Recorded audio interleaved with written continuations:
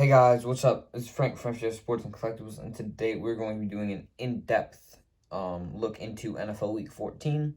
We're going to go over every game and take a look at some season stats for some players and give you guys a better idea of some of the headlines going into every game for this week.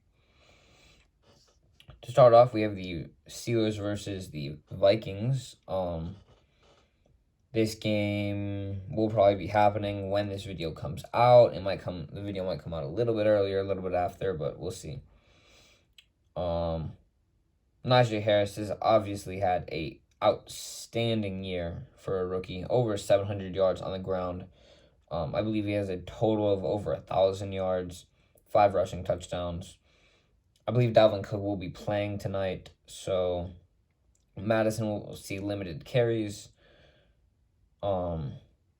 Adam Thielen is out, meaning Justin Jefferson will probably get to more volume as well. He has over 1,200 yards and 7 TDs on the year.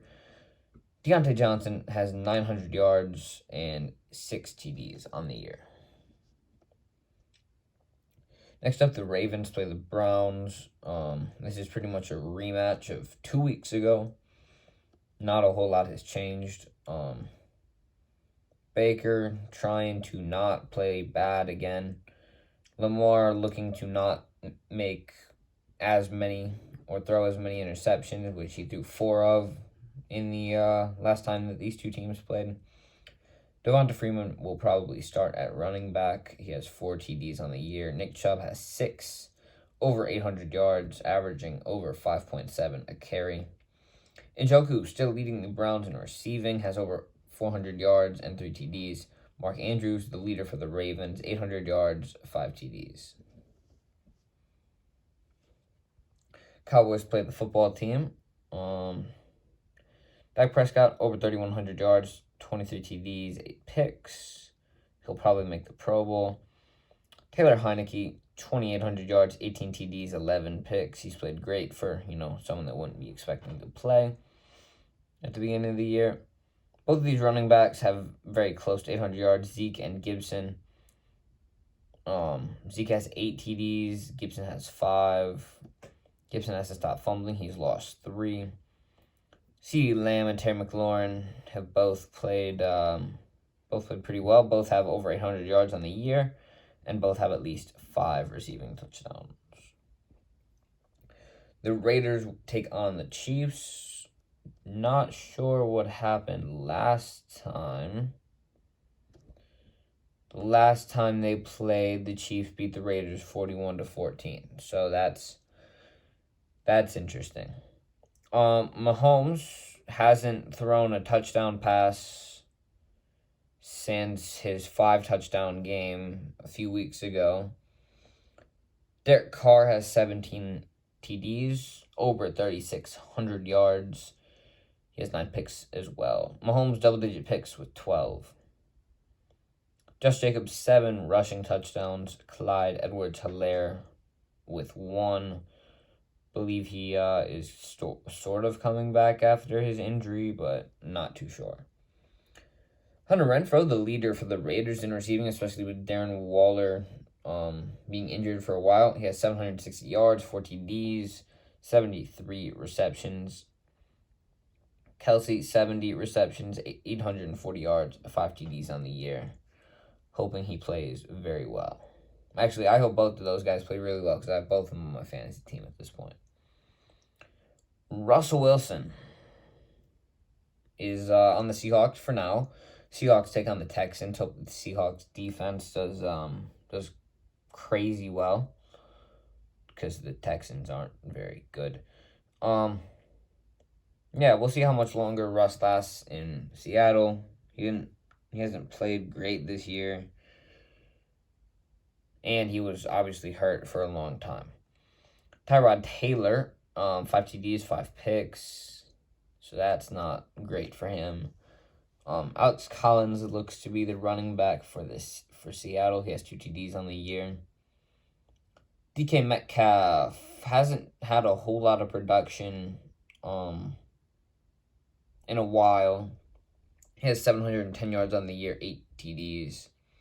Cooks, 740 yards on the year and 3 touchdowns. Cooks has played really, really well, honestly. The Jaguars take on the Titans. Trevor Lawrence has played poorly. Ryan Tannehill has played pretty much as bad. It's just kind of a depressing situation for both of these teams at quarterback. James Robinson has played pretty well, though. He has 7 TDs on the year. Marvin Jones hasn't caught a touchdown pass in 10 weeks, and he's still the Jaguars' number 1 receiver. 540 yards, 3 TDs. And the Titans are hurting at receiver with Julio Jones and A.J. Brown, I believe, on IR. Saints for the Jets. This should be a pretty easy game for the Saints, you would think. Not sure who will start at quarterback for them. Zach Wilson will likely start for the Jets. Kamara will most likely be back after missing, I believe, 2 games. And Ty Johnson might play for the Jets. I don't know who that is. When you lead your team in receiving and you have 28 receptions, that's not good, and that's what Marquez Callaway is doing currently. On 28 receptions, he has 6 touchdowns, which is kind of crazy. Elijah Moore has 5 on the year, and he has 43 receptions. So it's a little bit more normal. The Falcons take on the Panthers. This game will probably be boring. Cam Newton played bad last week. Matt Ryan's played bad the past few weeks. Cordarrelle Patterson, obviously the bright part of that offense. I can't emphasize that enough. Chuba Hubbard likely to start running back for the Jaguars with Christian McCaffrey out with an injury. I believe he's done for the year. Not great for them either, or anyone with him in fantasy, who I would say he's been a complete letdown. As for receiving on the 2 teams, Kyle Pitts, 700 yards on the year, 1 TD. DJ Moore, 850 yards, 4 TDs. The Lions take on the Broncos. The Broncos do not win. They are failures.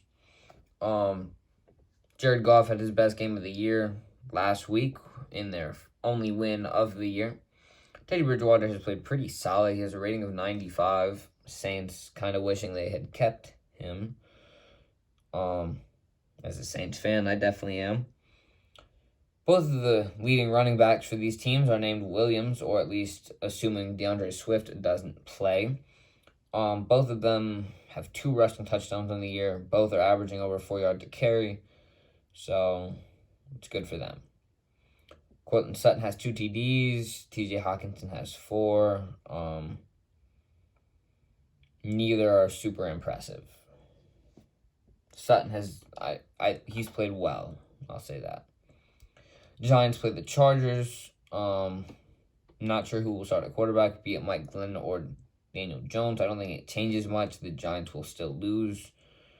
Justin Herbert has played well, though. 3,500 yards, 27 TDs, 11 picks. Good stat line for him. Barkley looking to pick it up this week. He only has 2 TDs on the year. Austin Eckler has 8, over 660 yards for him. As I had said before, when you lead your team with 28 receptions, which is what Marquez Callaway did, that's not good. Well, Darius Slayton leads the Giants with 21 and a touchdown. So that's also not good. Keenan Allen leads the Chargers, although I don't think he's questionable to play. So is Mike Williams, I think, who have both played pretty well this year.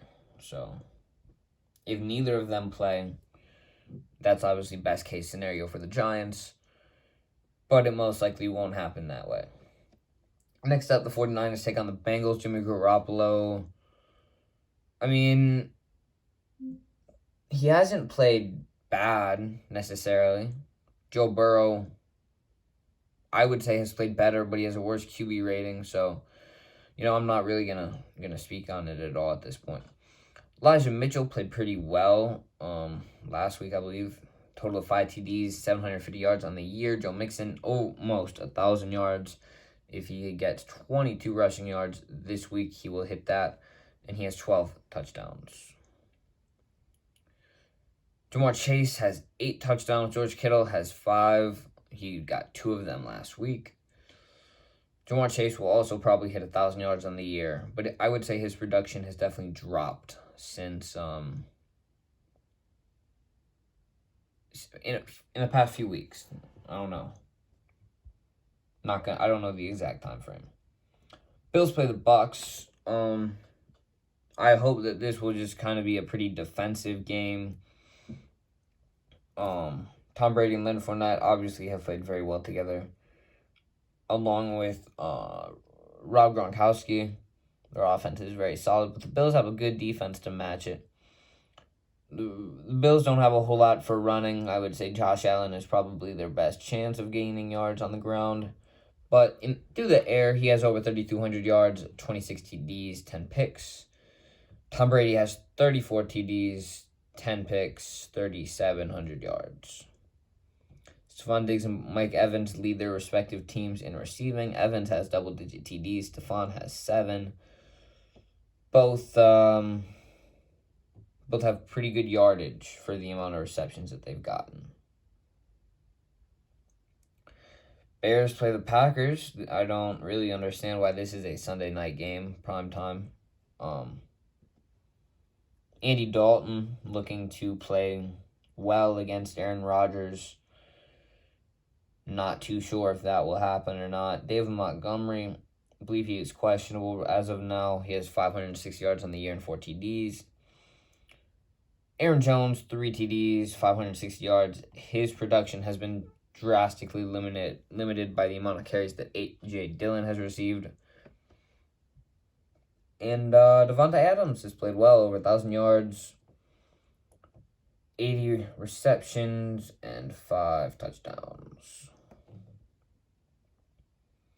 Onto, I believe, the last game of the week. The Rams play the Cardinals, and it is Cardinals 10-2. I think they have the best record in the NFL.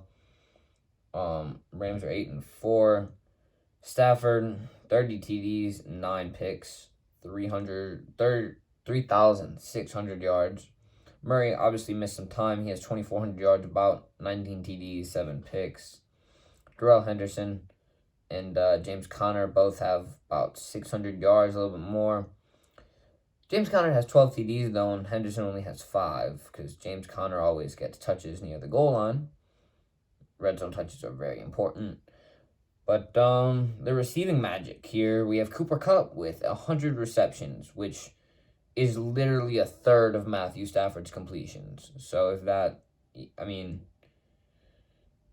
quick math, he has just under a third of Matthew Stafford's targets. So we see where the ball is being thrown a majority of the time. He has 1,366 yards and 11 TDs, so I guess that makes it right. Hopkins has 8 TDs on the year at 500 yards. And a friendly reminder, on bye, we have the Colts, Dolphins, Patriots, and Eagles. If you enjoyed the video, make sure to let me know in the comments down below, and I will see you in the next one.